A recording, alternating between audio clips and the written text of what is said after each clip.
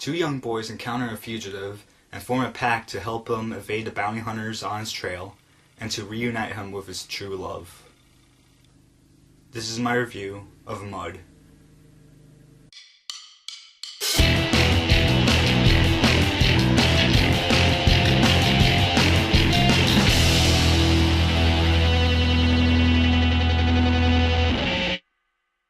So the first time I heard anything about Mud was when I saw the trailer back in, I think it was like either March or April, when I went to see Place Beyond the Pines.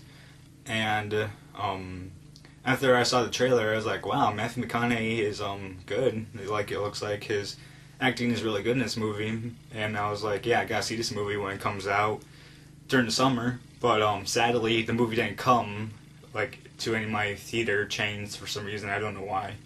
But anyways, so I was like, oh man, I gotta wait for it to get on DVD or Blu-ray now. And it came out on DVD or Blu-ray, I think, near the end of July or at the beginning of August. But whenever it was, I got it, like the moment I saw it, because I was like, yep, gotta see that movie.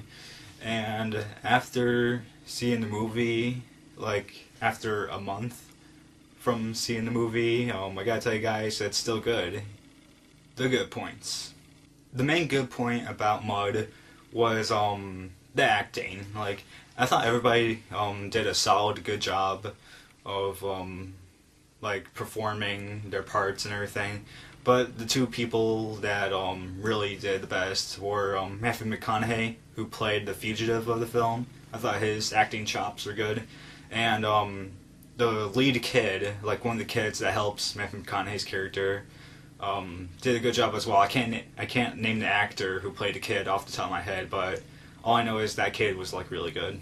The director, Jeff Nichols, I didn't really hear about him. Like, I didn't know who he was at first, but the only thing I know that he did was direct the movie Take Shelter. I never seen that movie, but I heard from other people that it was a good movie.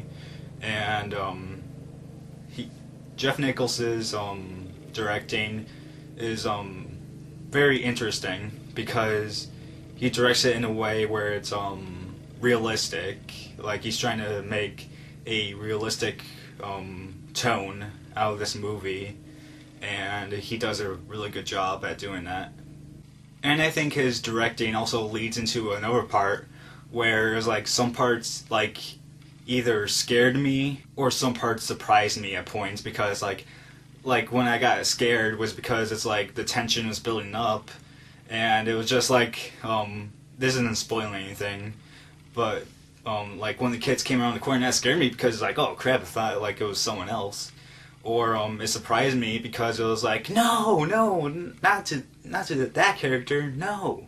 Speaking of the realism of the film, I think the reason why the film was realistic was because of the way it was written and the way it was paced out. Because Jeff Nichols really tried to make this movie as realistic as he could, and to do that, he had to put in some slow parts or some other parts that didn't have to do with the main storyline. And yeah, I thought that was good, because that just added to the realism, like I said. And I thought that the film had really good themes to it. Like, it had good themes about relationships, about love, about friendship, I guess you can say. Are there any bad points to Mud? I mean, at first I thought these were bad points, but then I was like, nah, those aren't bad points. For example, there's some scenes that I didn't really get why Jeff Nichols filmed them. They were just subtle scenes, and I was just scenery, and I was like, okay, that's strange, why do you have to put in there? But then I realized that those subtle scenery scenes went into a subtle scene, so I was like, oh, okay, just to go along with the subtlety.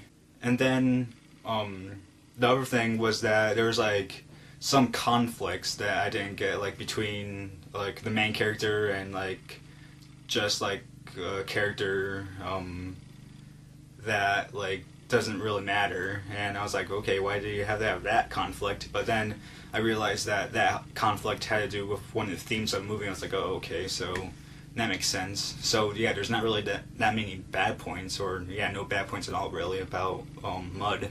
So my dad gives this movie a 3.25 out of 4 stars, while I give it a 4 out of 4 stars. Yeah, the reason I give it the score is because I found nothing wrong with the film, so it's like I can't deduct anything from it, so it has to be a 4 out of 4. And I'm not going to spoil anything because I think it's a film that you should see. It's on Redbox. It's at Redbox right now, so go ahead and rent it right now, and that's it.